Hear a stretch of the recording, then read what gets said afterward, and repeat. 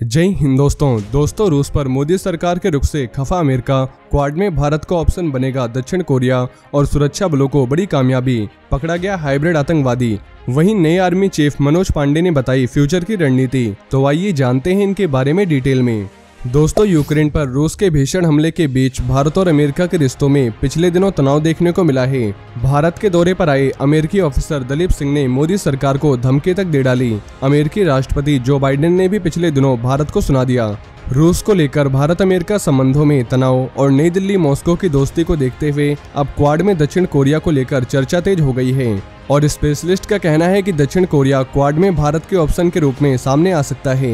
Asia times की report के मुताबिक दक्षिण कोरिया आने वाले समय में चीन पर लगाम लगाने के लिए बनाए गए क्वाड में ज्यादा इफेक्टिव रोल निभा सकता है।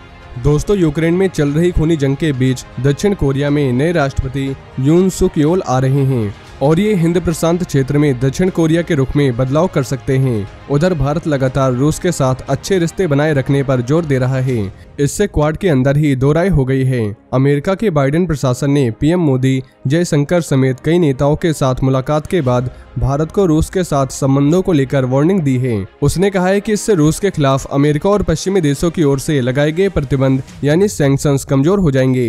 वो भी तब जब अमेरिका के foreign minister and defence minister ने अपनी यूक्रेन यात्रा के दौरान साफ कर दिया था कि उनकी करंट स्ट्रेटेजी रूस की पूरी तरह से घेराबंदी है।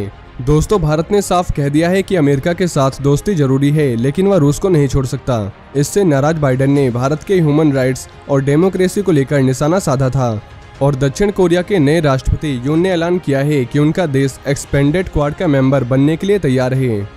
वहीं जम्मू कश्मीर के कुलगाम में सुरक्षा बलों को बड़ी सफलता हाथ लगी है। एक सीक्रेट जानकारी के आधार पर कुलगाम पुलिस और 34 राष्ट्रीय राइफल्स ने आतंकवादी संगठन लश्कर-ए-तैयबा के एक ऐसे हाइब्रिड आतंकवादी को गिरफ्तार किया है जो अपने पाकिस्तानी आकाओं के इशारे पर घाटी में काम कर रहा था। हाइब्रिड शब्द का इस्तेमाल वैसे आतंकियों के लिए किया जाता है जिनका कहीं नाम नहीं होता, लेकिन ये बेहद कट्टरपंथी होते हैं और किसी आतंकी हमले को अंजाम देकर या उसमें मदद करके फिर नियमित जीवन में वापस आ जाते हैं। पकड़ा गया हाइब्रिड आतंकी पाकिस्तानी दहशतगर्दों के साथ ही रिस्ट्रक्टेड संगठन लश्कर-ए-तैयबा के लोकल आतंकियों के संपर्क में था। लोकल आतंकियों ने उसे हमले को अंजाम देने का काम सौंपा था।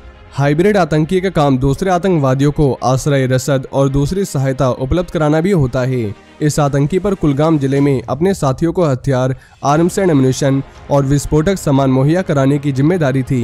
गिरफ्तार किए गए हाइब्रिड आतंकवादी की पहचान यामीन यूसुफ भट्ट के रूप में हुई है, जो गड़ी हामा इलाके का रहने वाला है। उसके पास से कई आपत्तिजनक सामान, आर्म्स एंड एम्युनिशन भी मिले हैं। सुरक्षा बलों ने गिरफ्तार किए गए हाइब्रिड आतंकवादी से एक पिस्तौल, एक मैगजीन, 51 गोलियां और 2 हथगोले भी बरामद किए हैं। इस मामले में पकड़े गए हाइब्रिड आतंकवादी के खिलाफ कुलगाम थाने में कई धाराओं में केस दर्ज किया गया है।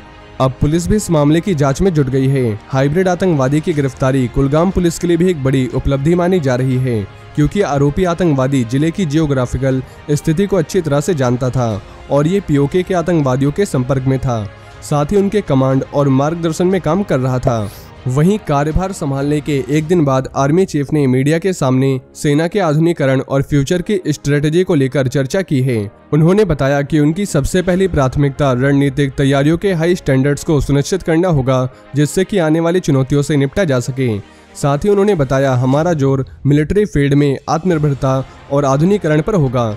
इसके अलावा हम लेटेस्ट टेक्नोलॉजीज से प्रॉफिट उठाकर भारतीय सेना को और मजबूत करेंगे और मैं इंडियन मिलिट्री सिस्टम में चल रहे सुधारों, पुनर्गठन और परिवर्तन पर ध्यान केंद्रित करना चाहता हूं, ताकि सेना की ऑपरेशनल एंड फंक्शनल एफिशिएंसी को बढ़ाया जा सके।